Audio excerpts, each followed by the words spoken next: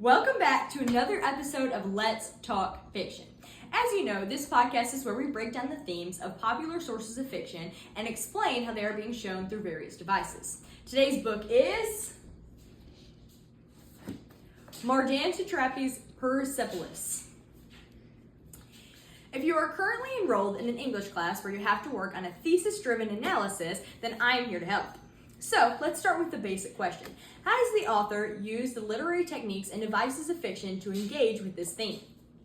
For starters, the three main themes in this novel that we will discuss are loss of innocence, identity or cultural conflict, and resistance and resilience. The thesis I will be working with is Satrapi Persepolis. Uses the graphic novel to illustrate the loss of innocence, struggle for identity, and positions of resistance amidst the political and social struggles of Iran.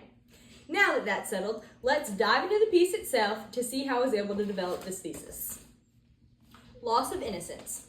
Throughout Marjane's story within the text, we see a child shift to an adult. This indicates that a loss of innocence is in place as our lead character confronts political violence, tragedy, etc. All these events that she experienced lead her into becoming an adult. But what exact devices help us to realize that the theme of loss of innocence is in play? Naturally, with this novel being a graphic novel, imagery becomes a major source of us being able to not only picture these ideas clearly, but actually see them on the page as well.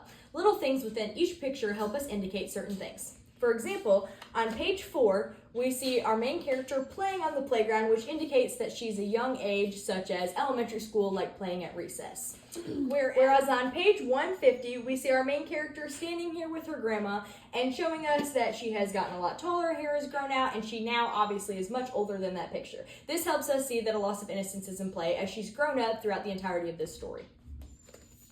According to Madrasa El-Korn, a Muslim girl generally starts wearing a hijab between 9 and 15, which means that they typically start wearing one once they start puberty. In a lot of ways, the hijab could be used to symbolize a loss of innocence within the story. On page 44, we see our character out in public with her mom, and she does not have one on. This would show us that she is still very young and still under the age that one would typically be wearing a hijab. Whereas if we flash forward to page 75, we see her down in this bottom right corner for the first time with a hijab on in public, which would show us that she's starting to reach the age of maturity where she would have to wear one, which helps symbolize that the loss of innocence is in play.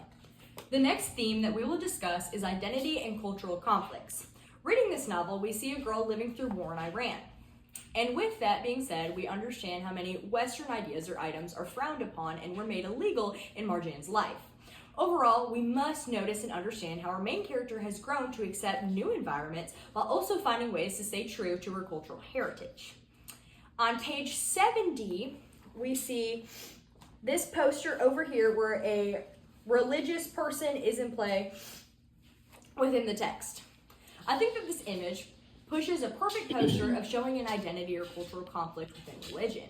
This picture shows young Marjane after her Anush was executed. When a Jesus-looking figure enters her room to tell her everything will be all right, she immediately yells at him to get out, which is a prime example of her fighting the religious regime in herself, which, of course, is also an identity and cultural conflict.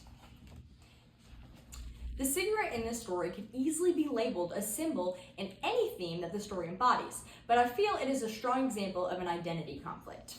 On page 117 in this top right corner, we see our main character smoking a cigarette. Smoking the cigarette in this story represents Marjane's attempt to assert her independence and define her identity. Marjane is a good kid, but here she experiences an identity conflict while trying to find herself in a society that tries to control her. How often can you look back and remember your parents willingly telling you to lie? Probably never. And if they did, it was probably something silly like, don't tell grandma her house smells like old people. Well, anyways, religion in Iran is very important, and specifically women are expected to have a very specific routine. On page 75 in this bottom right corner, we see our main character's mother telling her that if anybody asks her what she does during her day, to tell them that she prays. Whereas in the next picture, we see her talking to some boys at school, and she tells them that she prays a lot, essentially. I thought that this scene was super ironic considering the fact that her mother is telling her to openly lie. This is a perfect example of a cultural conflict, as their culture is expected to pray as much as her mother is telling her to, but because her family is more westernized, then they see the situation of praying a little bit differently. Lastly, the themes of resistance and resilience, which naturally is very common in a coming-of-age story. But specifically in this case, the theme of resistance and resilience that we see essentially comes from the themes of loss of innocence and identity or cultural shift. This theme overall addresses the importance of standing up for what you believe in the face of adversity. Marjane is obviously a strong female lead as she continues to stand up for what she believes in the face of adversity. A prime example of this is in the way that she dresses. She often wears denim jackets and sneakers that show readers a perfect form of imagery that represents her subtle resistance against the imposed norms of Islamic regime.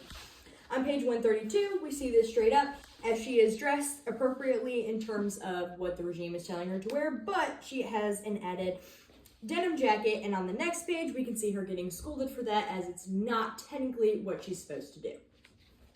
When I think of symbols within the story that represent resistance or resilience, the first thing that comes to mind is the fist in the air. On page 5 and 62, we see both of these. Here we see our main character's mom with her fist in the air, and then on page 62, we see Anush with his fist in the air. To me, the fist in the air is a symbol of strength and resilience. This same symbol historically has been used throughout many movements. For example, labor movements, civil rights movements, anti-war, etc., etc. But overall represents a powerful gesture of determination.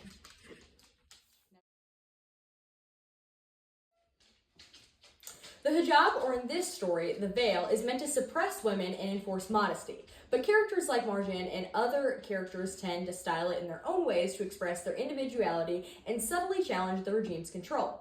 This is an example of resistance. On page 41, we see a prime example of this as our main character is wearing the veil, but it is a polka dot veil. This is ironic because the veil is supposed to enforce the same modesty for all women. But by adding individuality to the veil, they are defying the strategy while also still obeying the regime. How does the cultural, social, and/or historical context within which the author wrote have an impact on our interpretation of the text? These ideas help shape our understanding of the author's view as readers. Using these in the text also helps readers recognize cultural symbols and references which allow us to evaluate the text's relevance and impact. Persepolis offers ideas of cultural, social, and historical concepts as we get to see the life of a young girl living through war in Iran. We see her face many cultural conflicts, such as the regime's evil intentions, social changes in her school, and specifics of how her world has changed. Naturally, this has caused me to develop my very own thesis about the text that we addressed earlier. Satrapi's Persepolis uses the graphic novel approach to illustrate the loss of innocence, struggle for identity, and positions of resistance amidst the political and social struggles of Iran. So, how to make the perfect thesis within this story? Well, I don't know your English teacher, so I can only give you a few pointers.